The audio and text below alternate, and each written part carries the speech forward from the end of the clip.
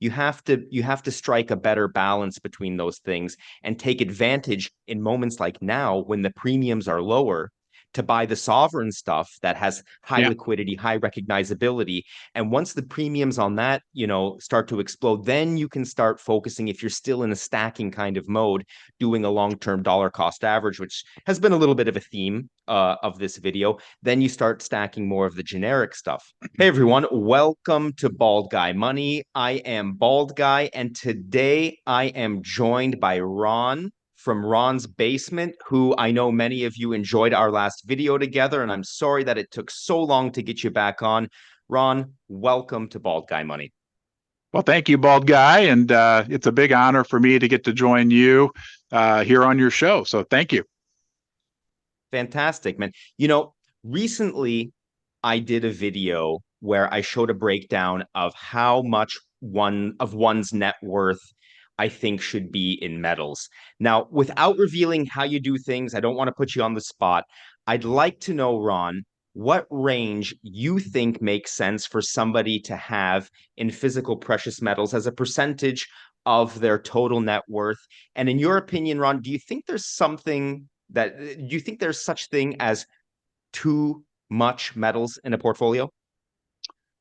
Yeah, that's a question I get all the time. And unfortunately, Bald Guy, I can't answer it, right? I don't know that there's a correct answer to that question. The best I can say is that it depends. And I think there's a couple key things that people, in my opinion, need to keep in mind as they start to stack silver and gold, or when they look at what their current allocation is to the metals. One thing that I always recommend to people is to first try to minimize your debt. If you have credit card debt, if you have car debt, student loan debt, I would recommend building a foundation financially that includes a minimal amount of debt. And then on top of that, you can start to look at, stacking, acquiring silver and gold. I think once a person gets in a position where they're free from debt, they can pretty much stack, in my opinion, as much silver or gold as they want. But I wouldn't recommend people going all in. Maybe somewhere in the, let's say, 15% to 30% of their net worth. But at that point, they're free to. And I think, I'm going to circle back to this. I'm sure you've heard this, right? There's three types of money in the world. There's gold, the currency of the royalty, or the money of the royalty; silver, the money of the gentleman; and debt, which is the currency of the slave. I think once somebody's free from debt, and this isn't a show about reducing debt, so I hope I'm not going off. But once you're free from that, then you're able to take, and I wouldn't call it risk. I think it's almost like the second layer of the foundation that people can build for themselves, which is, silver and gold are our security, our money, have been for thousands of years, and can provide people with an opportunity, right, to even increase their wealth. So, I wouldn't, if somebody came to me and said, I'm putting all my money into silver, all my money into gold, I would say that's probably a mistake. But on the flip side of that, I would say that's probably a better idea than keeping all of your money in a traditional U.S. type bank account. Does that Yeah. answer your question? Yeah, absolutely. I agree with you 100% on that one. And actually, the main topic that I want to discuss with you in this video, and that's a little bit of a primer, is okay, we've covered this topic that maybe stacking too much, 100%, maybe is a mistake, right? But my main question to you, and I think, I want to treat this video as, kind of an evergreen video that people can click on at any time when they want to Mhm. really know what is the biggest mistake that many stackers make, or most stackers make, or some stackers make, Ron? What do you think is the biggest mistake stackers in general make when buying metals, allocating towards metals, anything associated with metals? I'm curious what you think the biggest mistake is. Now, just before we get into it, if you're in the USA and want to buy gold or silver at a good price from a dealer you can trust, please check out channel partner Pimbex. Go to pimbex.com or call them at the number on the screen. They can also help you out with setting up a gold and silver IRA at the low prices they offer on their website. Just remember, if you contact them, please let them know that you came from the Bald Guy Money channel. Well, I think one of the biggest mistakes is not getting the most metal for your money. Uh, there's many different options available, right? Local coin shop, online bullion dealers. That people can sometimes make the mistake of buying coins that are painted with pretty colors, and that's great. I have nothing against that. But if you're looking to utilize silver or gold as a store of value, and an insurance policy, then you want to make sure you're getting good quality, legitimate metal from a reputable dealer, a reputable source. But then the next point is you want to get the most metal when you're converting your fiat for metal. You want to get the most metal for your money. I think another mistake that a lot of stackers make is not buying when the metal is most affordable. And coincidentally, right now I know viewers are viewing this for decades to come, but right now it's January of 2024, and the silver market, retail investing silver market, has kind of pulled back a little bit. So we have a situation where there's a lot of metal available, and the premiums are quite low. So now's a great time to be buying silver, as opposed to 11 months ago, 12 months ago, March, April of 2023, when we had sky high premiums and the price had gone up. And you and I have talked about this before, but and that's that emotion thing is, I guess I'm going to get back to your question. One of the biggest mistakes a lot of people make is not dollar cost averaging. Buying silver, buying gold only when the price is going up, only when the demand is up. So they're paying a higher price and a higher premium, contrary to what we're experiencing right now, where the price is, I think, reasonable if we're talking about silver, and the premiums are lower than I can remember in a good long time. That's a big pet peeve of mine, to be honest, Ron, because I see sometimes in the comments, and look, if you're a person who makes this comment, I'm not trying to call you out at all, but I see often in the comments, it doesn't matter at what price you buy because you're converting your fiat to real money. Have you seen that comment in your Oh, comment section sure. before? Yeah, yeah, But it's yeah, but this is not the right way to look at it, because at the end of the day, your fiat represents a certain amount of labor that you've done, either for somebody if you have a boss, or yourself if you run your own business, right? And yeah. you want to get the most out of that labor in real money terms, right? And Yeah. this is why I'm really into technical analysis as well. And I'm always looking at the charts to find indicators of where the best entry points are. Mhm. Now, if I had to answer the question, I'll ask myself the question I can ask shamelessly. you, bald guy, what's the biggest mistake you see people make? Thanks, Ron. Thanks for that question. Uh, what I think the biggest mistake people make is rushing into things, trying to stack too much gold and silver in a very short period of time. From my point of view, buying metals, it's a marathon. It's not a sprint. Yeah. This is really, a 50-kilometer race that you're going to run, or, a 30-mile race that you're going to run. It's not a 100-yard or a 100-meter dash, right? So Right. as you kind of said, you want to be dollar cost averaging, you want to be getting in when the price pulls back, but also you need to understand that buying metals is converting the value of your labor into real money over longer periods of time. And as the value of the fiat decreases, of course, your earnings are likely going to increase. Now, I understand in real terms over the last 4 years, that hasn't necessarily held up.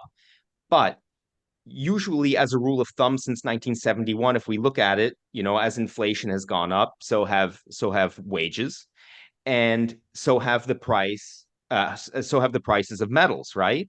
Mhm. And I think if I have to just say in the simplest way possible, what drives me sometimes up the wall is when I meet, especially a new stacker, and he's saying, yeah, I'm way behind. I need to catch up to all of these people that I'm seeing in Reddit groups or on Facebook or on, YouTube, people who are showing their stack. You need to stack at your own pace. And remember that, especially if you're a newer stacker, you likely have 30, 40 years of stacking ahead of you. You Yeah. don't need to get to 1,000 ounces of silver right away. It's going to happen, but you need to make sure that it happens over a longer period of time. Yeah. And, I And think that's another, oh, go ahead. I'm sorry. no, no, no, no, no. Go ahead, Ron. Well, I think another something that's worked for me as I've purchased silver or converted fiat into silver over the years is I've only ever really bought silver with the idea that I would hold it forever, that it's multi-generational wealth. Like in my mind, and I don't know if you think about this, bald guy, like your little, uh, you know, bald guy, great grandchildren. Like I would be happy if my great grandchildren someday had this silver, that I never used money or fiat um, to buy metals with, that I wasn't comfortable feeling like I could hold this forever. And I think that feeds into this idea also. Another big mistake that people can make is, like you said, going all in on silver or all in on gold and using money that they may need within the next 2 months or 3 months or even a year, right? Because then you get caught in the situation where not only are you dealing with fluctuations in the metal price, but you're guaranteed to take a bite on the spread between what you can buy it for and what you can sell it for. So, I always like to hammer home, like, only use money that you're like, think, I may never need, I hope I never need this money. I can't see any reason why I may need this money. So I'm storing it. Like your great analogy you often use with the battery, storing value of work within that metal. How many people, Ron, did I know in 2011 during the metals blow off top that had a large amount of cash, and they were seeing the Federal Reserve with these quantitative easing programs and said, "Oh, this is the end of the dollar. I'm going all in on metals." And they had to wait a long time in order just to see themselves back to Yeah. even in fiat terms. Inflation adjusted, if when they were buying those highs. I know a lot of people holding a lot of 40 and around $50 Yeah. silver coins, right? And the same was with gold. And that's bound to happen almost for any asset, these kind of blow off tops. The only thing is, you have to be rational about it. And as you said, with the dollar cost averaging approach, that allows you to buy the average cost over time. So even if I put a little bit in at that top, once the price pulls back, comes back down to earth, I can get my average price down and in essence take advantage of the protection power and the battery power that metals, both gold and silver, offer. Now, Ron, you probably know that I do a viewer question in each one of Mm-hmm. my videos. Have you seen that Yeah. before? Yes. So I want to pose my viewer question for this video. I want to pose it to you. And it comes from a viewer who calls themselves HR8052. And they asked, which silver is better to trade for gold? I recently did a video on the gold to silver ratio. So this person Mm-hmm. wants to know, which silver, Ron, is better to trade for gold? Sovereign minted silver, so things like Eagles, Maples, maybe even Britannias, or private mint silver like Buffalo rounds? What are your thoughts on that, Ron? That's a great question. I guess the first thing I would say is I would be hesitant myself personally right now to convert silver to gold with the current silver to gold ratio hovering around what, 85, 90, somewhere in that range. Um, the one that I would most likely traditionally recommend if I were to convert some silver into gold would be whichever of the items, and I think you said sovereign minted coins or buffaloes, whichever in the current market condition had the higher premium. And the reason I say that as an example, if we just go back 8 or 9 months, there was like what $20 per coin premiums on American Silver Eagles, $15-20.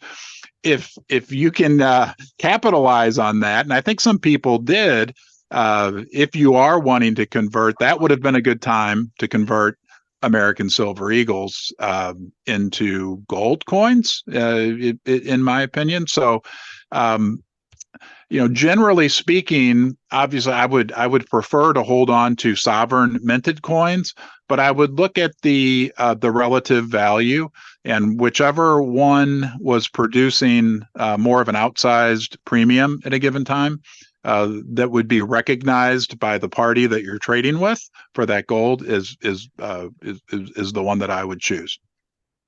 I think that's a pretty reasonable way of looking at it. Yeah, there's probably no one size fits all answer to this. Right. And I think that's a real good thing. And what I always say is, when you're stacking silver, it's always nice to strike a good balance between sovereign coins, which have a very, very high liquidity, no matter where you Mhm. end up finding yourself on this planet, as a person who's traveled the planet a little bit. Yeah. And obviously lower premium generic stuff. And again, also buying Yeah.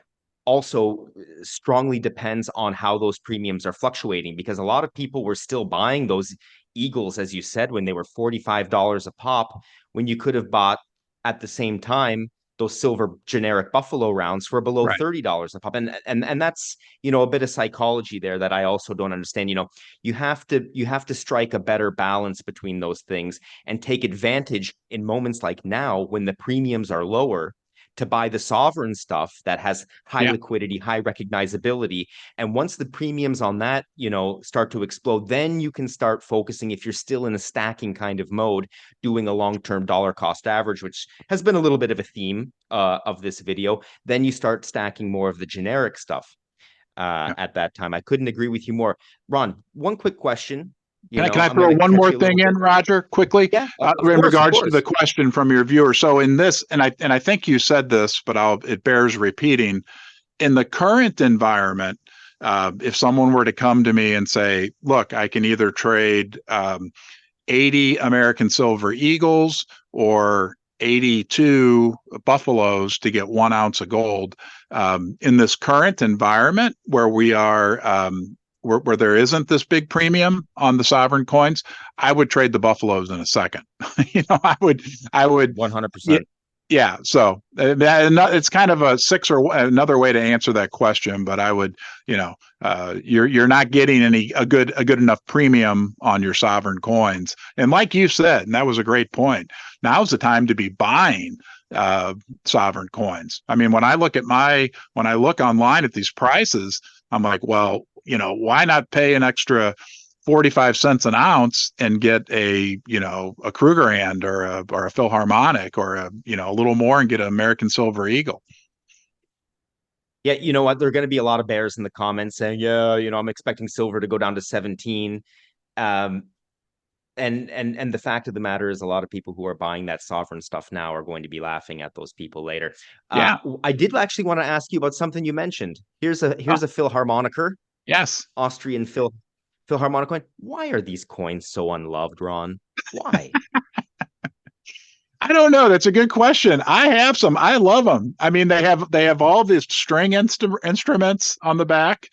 And then on the other side, some big music hall and maybe Vienna. I don't know, but I don't know. But I agree with you, and I've thought the same thing. Great question. They're Guys, these are simple. great coins. You should be stacking these things. Yeah, I mean, even at my local coin shop, it's funny you say that. I was looking the other day, and I mean, like all the coins, I mean, similar prices for Krugerrands and Maples and even American Silver Eagles, and I'm like, yeah, no, I thought the same thing. Why do people not love? I love them. I mean, I happen to have a little evening job I do at a music school. I work with a lot of cello, violin. I brought them in and showed them before, and they're like, "Those are cool." I'm like, "Yeah, I agree." It's an ounce of silver, and it's from a sovereign mint. So hey, Right? Yeah, I think this is, I used to be really into the Britannias when these were at the yeah, lowest premiums going. Now Yeah. I'm really into the Philharmonic coins. And actually, I just recently bought another tube of them. Yeah. So I wanted to ask you what you thought about that, Ron. Thank you so much for coming on the channel again, Ron. And to everybody watching this video right now, I want to encourage you all to go to Ron's basement to subscribe, watch his videos, and if you like this video and you want to see us do this again, please leave a comment below. Let us know that you're into this kind of stuff, and we will be sure. I know a lot of it depends on me, Ron, because I know I'm not as available as I'd even like to be making myself. But listen, if you like this kind of content, if you like to see me and Ron chat about things, let me know in the comments section, and we'll be sure to try to get this going a little more often. And thank you, Roger, and thanks to your viewers. It's you and I talking, but there's a third person who's joined us throughout all this, and so thanks to them. And I think the world of you. I won't go on and on, but I consider it a big honor to be on your channel. So thank you. Well, Ron, I love what you're doing over on your channel as well. And again, I really urge you all to go and check out Ron's basement, like, subscribe. And until the next time we see each other, everybody take care of yourselves and take care of each other. Ron, goodbye, my brother.